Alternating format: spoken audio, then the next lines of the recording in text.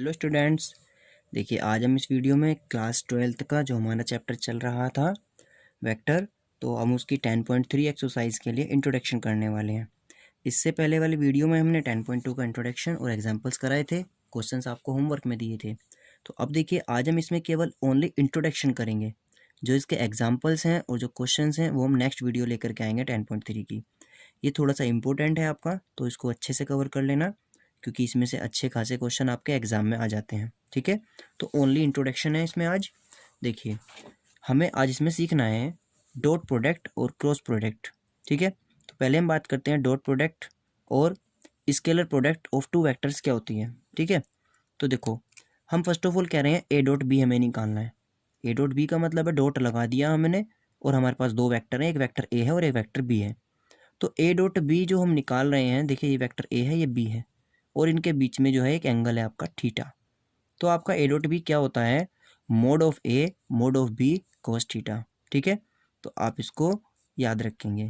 ठीक, देखिए हम इसमें अगर हम बात करते हैं कि ए डॉट बी ये जो रिजल्ट है, मतलब इससे हमें क्या क्या मिल सकते हैं। ठीक है, मतलब डॉट प्रोडक्ट में अब देखिए A dot B is a scalar quantity.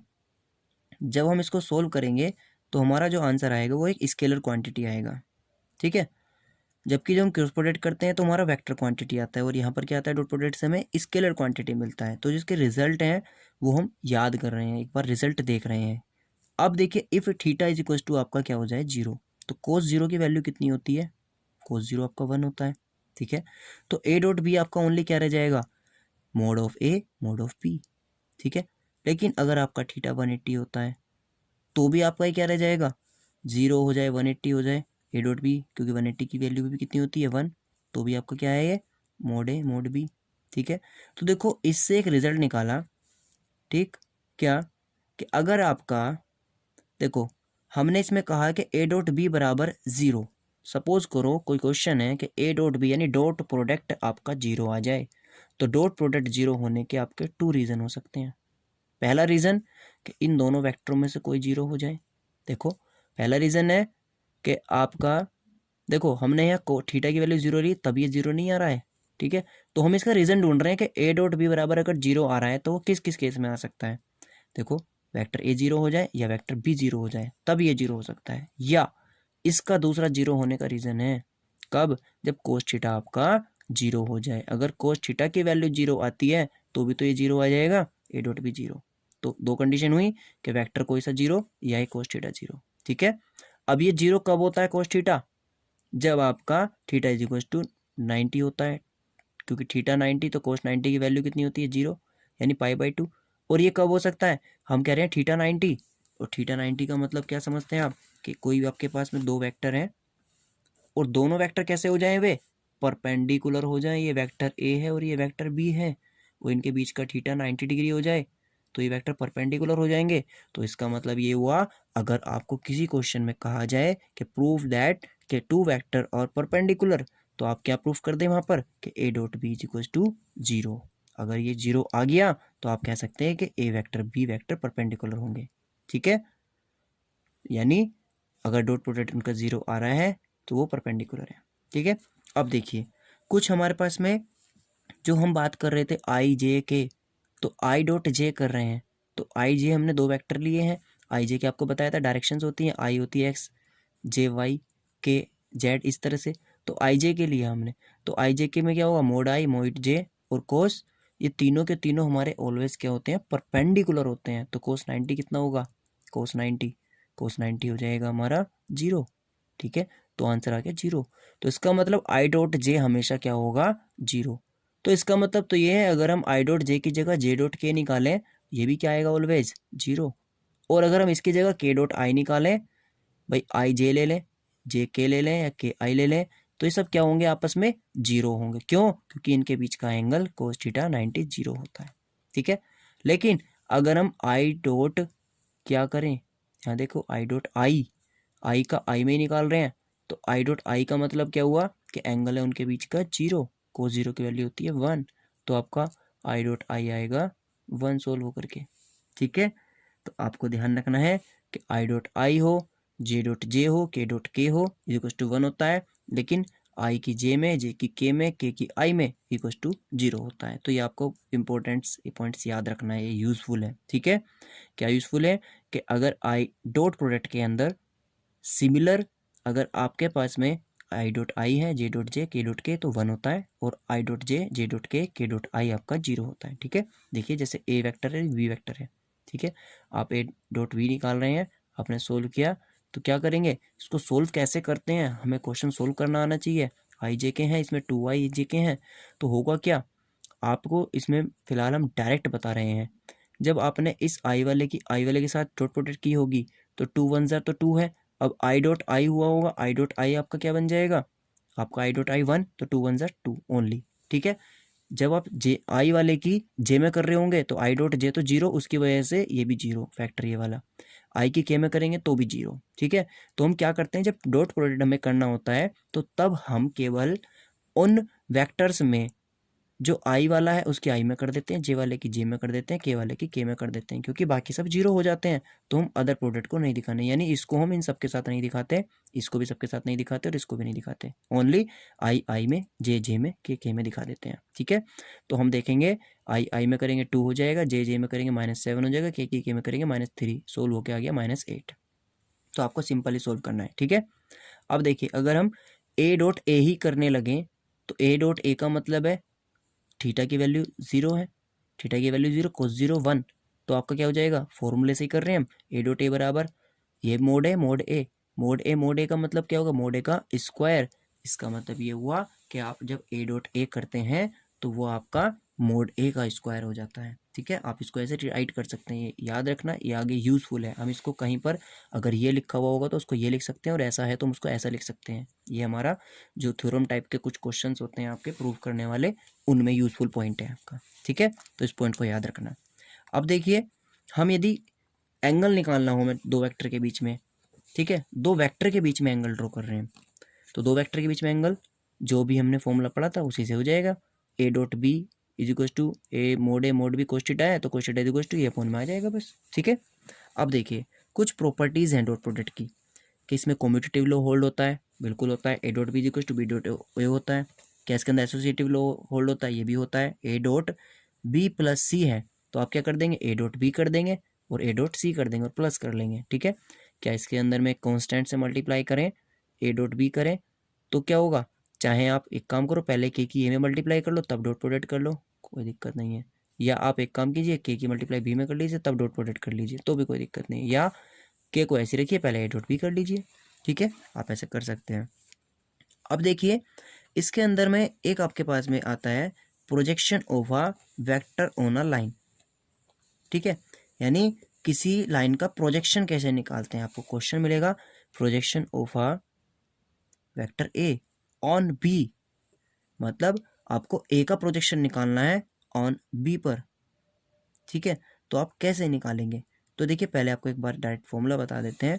जब आपको प्रोजेक्शन निकालना होता है तो जिस पर निकालना होता है ऑन जो होता है, ठीक है, उसका तो लेते हैं हम यूनिट वेक्टर, ठीक है, यानी यूनिट वेक्टर, और जिसका निकालते हैं उसके साथ में उसको डॉट प्रोडक्ट कर देते हैं। बस इतना ध्यान रखना है आपको ओनली, के projection of vector A on B, तो ऑन क्या है, जो ऑन वाला पार्ट होगा उसका आप क्या लेंगे, ओनली उसका यूनिट वेक्टर, और जिसका निकाल रहे हो उसका ए, और इन दोनों का डॉट प्रोडक्ट। अब देखिए जो यूनिट वेक्टर होता है, तो यूनिट वेक्टर का आपको फॉर्मूला बताया था कि यूनिट वेक्टर के लिए क्या होता है, के vector B upon mod of B, तो ये ऐसे लिख सकते हैं, तो ये आपका आंसर हो जाएगा, ऐसे करके सोल्व कर लेंगे, ठीक है। अब सपोज कीजिए क्वेश्चन ये हो जाए प्रोजेक्शन ऑफ बी ऑन ए, तो ऑन अब की बार कौन है, ए, तो अब की बार डॉट प्रोडक्ट तुम दोनों का होना है, लेकिन जो ऑन वाला है जिस पर आप प्रोजेक्ट कर रहे हैं उसे, उसका आप लेंगे यूनिट वेक्टर, ए के ऊपर कैप लगाए आपके बी ऐसे ही, तो क्या हो जाएगा वेक्टर ए अपॉन मोड ए, यानी आप पहले वेक्टर ए भी निकाल लेंगे और अपॉन में जो मोड निकालेंगे यानी जिसका मैग्नीट्यूड निकालेंगे वो केवल उसका होगा जिसके ऊपर आप प्रोजेक्ट कर रहे हैं, ठीक है। देखो ये हमने दिखाया हुआ है प्रोजेक्शन, ठीक है, ये ऐसे आपने एक यूनिट वेक्टर लिया हुआ है, इस तरह से प्रोजेक्ट किया हुआ है, ये ए बी आपके कोई लाइन है, ठीक है। तो देखो हमने इसको वेक्टर ए लिया हुआ है, ठीक है, ये वेक्टर ए है आपका, ये इसके लिए बनाया हुआ है ऑन बी, ठीक है, ये बी पर हम दिखा रहे हैं, अब देखो इसमें इस तरह से length A C is equal to कितना हो जाएगा, जो हमारा ए सी हमें लेंथ ये ए सी निकालने हैं, तो mod A B cos theta, यानी मोड ए बी का मतलब है कि जो मोड ए है कोस थीटा। ठीक है, तो देखो आप बस इसमें फिलहाल इस फॉर्मूले को याद रखना। ठीक है, इससे आपका काम बन जाएगा। अब देखिए, अब है कोची श्वार्ट्ज इनइक्वलिटीज़, ये आपके क्वेश्चन में यूज़ होने वाली है बहुत ज़्यादा, तो इसको भी आप याद रखेंगे। For any two vector A and B, कोई भी दो वेक्टर आपके पास में है तो उसके लिए आप याद रखना कि ऑलवेज आप यदि उनका वेक्टर निकालते हैं और उसका मोड निकालते हैं तो वो लेस देन इक्वल टू होगा आप मोड ए इंटू मोड बी कीजिए। यानी एक तो है कि आप डॉट प्रोडक्ट कर लें देन आप मोड निकालें, एक है कि आप दोनों का अलग अलग मोड निकालें और तब मल्टीप्लाई करें। तो ऑलवेज जो मोड वाला होगा ये लेस देन होगा। ठीक है, और ये mod A mod B not equal to 0 है। ठीक है, देखो हम क्या कर रहे हैं, हम इसको सोल्व कर रहे हैं। हम इसमें कैसे सोल्व कर रहे हैं इसको ध्यान से देखना। हमने लिया मोड ए डॉट बी। ठीक है, तो ए डॉट बी का मोड ले रहे हैं। इसका मतलब क्या है, अगर हम ए डॉट बी लेते तो वो ए डॉट बी क्या होता, मोड ए मोड बी तो पहले से ही रहता कोस थीटा, ये फॉर्मूला था। ठीक है, तो मोड लगाया तो मोड लगाने पर सब पे मोड आ जाएगा, तो इन पे तो पहले से ही मोड है, तो इन पे डबल मोड लगाना क्या, सिंगल मोड ही रह जाएगा। अब हमने इसको इसके अपोन में ले आए तो यहाँ रह गया आपका मोड ऑफ कोस थीटा। ठीक, अब आप मुझे बताइए जो कोस थीटा है मोड निकाल रहे हैं, मोड का मतलब है कि हम जानते हैं कोस थीटा की वैल्यू 0 और 1 के बीच में होती है। ठीक है, तो यानी 1 से तो या तो 1 के इक्वल होगी या 1 से छोटी होगी, इससे ज़्यादा कभी नहीं हो सकती। अब नेगेटिव नहीं हो सकती क्योंकि हमने मोड लगाया हुआ है, और हम इसकी वैल्यू जानते हैं ऑलवेज 1 से कम ही रहेगी, 1 से ज़्यादा कभी नहीं होगी, इक्वल हो सकती है, ये हम जानते हैं। तो जब ये जो है ये इसके इक्वल है तो हम ये भी तो कह सकते हैं कि जो ये है ये 1 से कम रहेगा, 1 के इक्वल होगा, तो हमने क्रॉस मल्टीप्लाई से वापस ही भेज दिया। तो ए डॉट बी का mod less than equal to होगा मोड ए मोड बी। ठीक है, ये प्रूफ करने के लिए भेजा जाता है। एक होती है हमारी ट्रायंगल इनइक्वलिटीज़। तो ट्रायंगल इनइक्वलिटीज़ क्या होती है हमारी, देखो for any two vector A and B, आपके पास में अगर ए प्लस बी का मोड है तो वो ऑलवेज लेस देन होगा mod of A plus mod of B. उसमें आपका डॉट प्रोडक्ट है श्वार्ट्ज इनइक्वलिटीज़ में, कोची वाली में, और इसमें आपका प्लस है दोनों में। उसमें डॉट था तो वो अलग अलग मोड कर दिया, इसमें आपका प्लस है तो अलग अलग में कर दिया मोड में। ठीक है, बस ये आपको ध्यान रखना है। इसको भी देखो प्रूव्ड कर रखा है कि लेस देन कैसे है, ए प्लस बी मोड का होल स्क्वायर लिया तो आप इसको ऐसे भी लिख सकते हैं। ठीक है, अब इसको क्या कर रहे हैं दोनों के साथ में, भाई इसके साथ में करेंगे ए डॉट ए, तो ए डॉट ए को बताया था मोड ए लिख सकते हैं, मोड ए का स्क्वायर। ठीक, अब ए डॉट बी और ये हो जाएगा फिर बी डॉट ए, और बी डॉट बी करेंगे तो मोड बी का स्क्वायर, ये पीछे बताया था नोट पॉइंट में। ये मोड ए का स्क्वायर हो गया, A dot B dot A commutative law से 2 डॉट ए भी हो जाएगा, मोड ए का स्क्वायर हो जाएगा। ठीक है, अब देखिए हमने क्या कर लिया, इसको हमने कैसे लिखा, हमने इसको लिखा, देखो हम क्या जानते हैं कि कोई भी आपका एक एक्स है, ठीक है, आप उसका मोड निकाल रहे हैं, तो जो मोड होगा वो उसकी जो मैग्नीट्यूड होगी वो उससे हमेशा कम रहेगी या उसके इक्वल होगी। ठीक है, तो देखो हम इसको लिख सकते हैं कि जो ये वाला पूरा फंक्शन है, ठीक है, क्योंकि हमने क्या किया इसमें मोड कर दिया। अब भाई किसी फंक्शन पे आप मोड लगा रहे हो तो जो मोड वाला फंक्शन होगा वो एक्चुअल फंक्शन से कम होगा। ठीक है, देखो ये फंक्शन था, हमने पूरे पे मोड लगाया, तो इन पे पहले से ही मोड है तो इन पे नहीं लगा रहे हैं, बस इस पे मोड लग गया 2 वाले पे, तो ये मोड लगने पर ये कम रहेगा इससे, क्योंकि हम कह रहे हैं कि किसी का मोड निकालो और वो फंक्शन वो हमेशा उससे कम या उसके इक्वल हो सकती है, तो इससे हमारा ये इक्वल हो सकती है, तो हमारा इसका मतलब ये लेस देन हो सकता है। ठीक है, बस हमने कह दिया ये क्या है, मोड ए का स्क्वायर प्लस मोड बी का square, 2 mod A mod B, तो ये बन गया mod A plus mod B का होल स्क्वायर। ठीक है, दोनों और स्क्वायर रूट ले लिया, तो mod A plus mod B less than हो गया equal to mod A plus mod B. ठीक है, चलिए बस अब ये आपको सिर्फ इतना ही करना है इसमें। ठीक है, अब इस पर बेस्ड आपको एग्जाम्पल्स दिए हुए हैं, आप चाहें तो वो एग्जाम्पल्स को देख सकते हैं 10.3 में। देखिए आपको एग्जाम्पल नंबर 14 है, 14 में आपको दिया है फाइंड द थीटा, ठीक है, between the vector A and B, तो ए भी दे रखा है, कोस थीटा निकालना है, ए डॉट बी कर लेंगे, मोड ए मोड बी से निकल जाएगा। ठीक है, चलिए ये देखिए आपको ए दे रखा है, बी दे रखा है, then show that the vector A plus B निकालना है, ए माइनस बी निकालना है और परपेंडिकुलर, तो आप क्या करेंगे, पहले ए प्लस बी निकालेंगे, ए माइनस बी निकालेंगे, जो आएगा आप उनका डॉट प्रोडक्ट करेंगे। तो ए प्लस बी निकाला, ए माइनस बी निकाला, इनका डॉट प्रोडक्ट किया, आंसर आया 0, तो हम कह सकते हैं कि ये आर परपेंडिकुलर वेक्टर। 16 देखिए, find the projection of vector on the vector. A का ऑन द वेक्टर बी पर निकालना है, तो ऑन द बी के ऊपर है, तो क्या होगा, जब हम ए डॉट बी करेंगे तो अपॉन में मोड बी का आएगा, यानी बी वाले का कैप ले रहे हैं, तो हम क्या कर रहे हैं, A dot B upon vector B. ठीक है, ये आपको बताया था, ये हम कर सकते हैं simply. Find mod A minus B, एक तो ये फाइंड करना है आपको। If two vector A and B are such that, mod A mod B आपको दिया हुआ है, ठीक है, तो अब देखो एंड ए डॉट बी बराबर 4 आपको गिवन है, तो मोड ए माइनस बी निकालना है, तो ये ऐसे कर सकते हैं, ये आपको बताया था, इसको ऐसे मोड ए मोड बी लिख सकते हैं अभी न्यूक्लियोटाइड्स के अंदर में, और आपको इसमें a d b dot b दे रखा है, और ये क्या आएगा, मोड ए का स्क्वायर मोड बी का स्क्वायर, तो ये देखो क्या हो गया, मोड ए मोड बी, और ये आपको सारी वैल्यूज गिवन है, आप इसे निकाल सकते हैं। एग्जाम्पल देखिए, आपको इफ दे रखा है unit vector and show that ये is equals to 8 then find the x mod, तो हम इसे भी निकाल सकते हैं। ये क्या है, इज अ यूनिट वेक्टर, जब ये यूनिट वेक्टर है तो इसका मोड ऑलवेज 1, जब कोई यूनिट वेक्टर होता है तो उसका मोड हमेशा 1 होता है। ठीक है, अभी देखिए इसको आप सोल्व करेंगे इसी वे से, इक्वल्स टू 8 इक्वेशन को सोल्व किया, कहीं ना कहीं इसमें मोड ए बनेगा, मोड ए बना, इसको हमने 1 लिख लिया, बाकी सब कैंसिल आउट हो जाएंगे, तो आपका ओनली ये बचेगा, तो मोड ए का इधर चला जाएगा, ये क्या हो जाएगा, 8 1 9 9 हो जाएगा, ये 3 हो जाएगा, तो ये हमारा मोड एक्स आपका 3 आ जाएगा। ठीक है, for any two vector A and B we always have, ये इनइक्वालिटीज वाला है, ये आपको मैंने बताया इनइक्वालिटीज कैसे प्रूफ करते हैं, ये इनइक्वालिटीज प्रूफ हो गई है इसमें।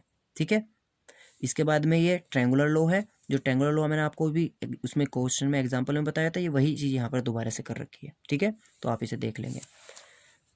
21 आपका एक ये शो दैट पॉइंट दिए हुए हैं A B C are collinear, तो कोलिनियर के लिए आपको बताया था क्या चेक करते हैं, कोलिनियर चेक करना है तो आप एक काम करो, ट्रायंगुलर लो चेक कर लो, अगर ट्रायंगुलर की साइड्स बनती हैं तो कोलिनियर नहीं होंगे।